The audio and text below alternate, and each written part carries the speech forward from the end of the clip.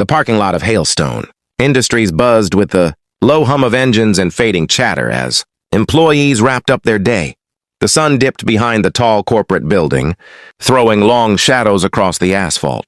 People walked toward their cars in small groups, trading tired smiles and rushed goodbyes. Then everything paused. A loud roar tore through the quiet evening as a red Ferrari sliced across the entrance like a streak of fire.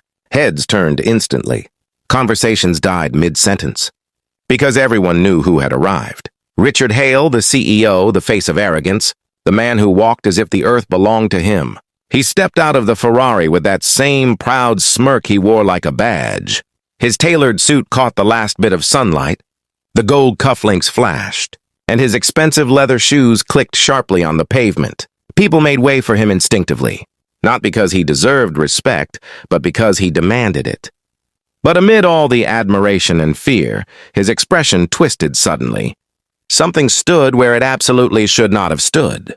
In his VIP parking spot, reserved only for him, stood a dusty old black Cadillac. A car older than most employees, a relic from the late 1930s, faded, rust-bitten, and trembling under its own weight. Hale's eyebrow twitched. "What is this piece of junk doing here?" he muttered, loud enough for everyone to hear. His assistant froze. His managers exchanged helpless glances. Some employees secretly pulled out their phones. Everyone waited for the explosion. Slowly, the owner of the ancient Cadillac walked toward it, a tall, elderly man in a worn janitor uniform. His hair was thin and silver, his shoulders slightly bent, but his eyes gentle and intelligent. His name was Lewis Carter, 71 years old, worked at the company longer than most people had been alive. Respected quietly, ignored publicly. Hale stepped in front of him. "You parked here?" Lewis glanced at the Cadillac, then at the empty space around. "The other spots were full," he answered calmly. People held their breath. Hale tilted his head with sarcasm dripping from his voice. "And you thought your rust bucket belonged next to my Ferrari?" Lewis didn't flinch. "A parking spot is a parking spot, sir. Doesn't matter who's using it." Employees exchanged looks. Some stifled laughs. Hale's jaw tightened. Cameras were already recording. Hale loved attention, but not like this. And because he couldn't bear the idea of being challenged, especially by an elderly janitor, he did something no sane person expected. "You know what?" Hale said loudly. "Let's see whose car really belongs here. How about a race?" The crowd erupted in whispers and shock. "A race?" Lewis repeated, confused.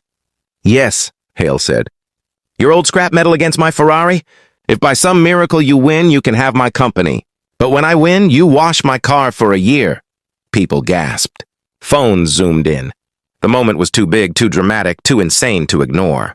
For a long second, Lewis simply looked at the Cadillac. Then he gave a small nod. "All right, if that's what you want." Everyone moved toward the far end of the lot. Engines revved. Hearts pounded. Even the air felt tight with anticipation. Hale slid into the Ferrari, revving the engine over and over like a beast. The car roared, demanding the world's attention. The Cadillac, on the other hand, hummed softly when Lewis turned the key. No noise, no show, just quiet determination. A supervisor raised her hand to signal the start. Both cars aligned. Hale smirked behind the wheel. Lewis breathed slowly. 3, 2, 1, go! The Ferrari shot forward like lightning, tires screaming, smoke rising. People cheered and laughed. "The old man doesn't stand a chance. Look at the speed difference." The Cadillac rolled forward gently like a tired old horse. But halfway down the track, the impossible happened. The Ferrari coughed, jerked. A warning light flashed. Then another. Then silence. The engine died. Right there, in front of everyone. The crowd fell silent. Then disbelief spread like fire. "No way. What happened?" "The Ferrari broke." Hale slammed the steering wheel, shouting things no one could hear. Then softly, the Cadillac passed. Him. Slow, smooth, steady. Lewis. Rolled down his window and asked, "Need a ride?" The entire parking lot exploded in laughter and shock. Hale had no choice. He opened the door, humiliated, and climbed into the passenger seat of the very car he mocked minutes earlier. Cameras captured every second. The Cadillac crossed the finish line with Hale sitting beside a janitor who had just beaten him.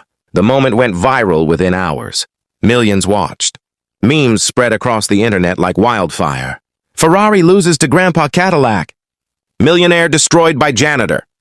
But while the world laughed, Hale faced something worse. The board of directors. They called an emergency meeting. Hale tried to defend himself. It was a joke. A stupid race. The Ferrari malfunctioned. But the board didn't care about excuses. All they saw was a CEO whose arrogance had humiliated the company on a global scale. Stock prices dropped. Investors panicked. The board voted unanimously to suspend Hale's authority while they investigated the scandal. For the first time in his life, Richard Hale felt powerless. Meanwhile, employees began respecting Lewis. They greeted him warmly. They brought him coffee. Some even asked him for life advice. But Lewis never acted proud, never bragged. He just smiled quietly. One night, after everyone left, Hale returned to the parking lot alone. He stared at the Cadillac, feeling a strange pull. He walked around it slowly, touching the old metal frame. Then he noticed something, an engraved plate inside the engine bay.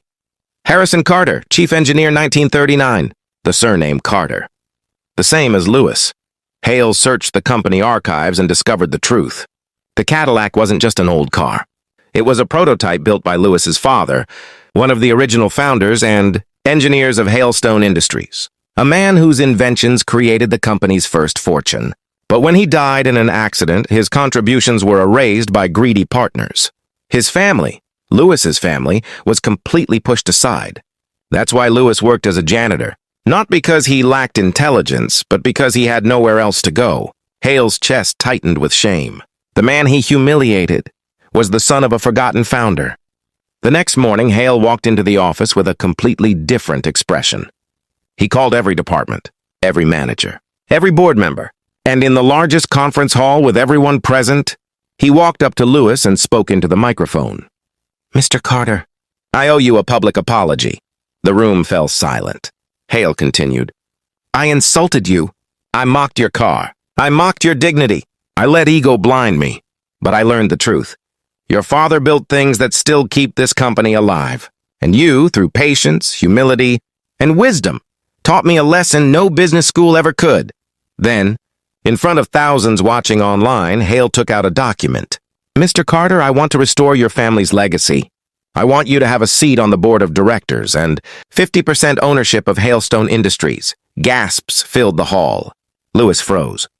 His eyes trembled. For a moment, he couldn't speak. Finally, he said softly, "Why?"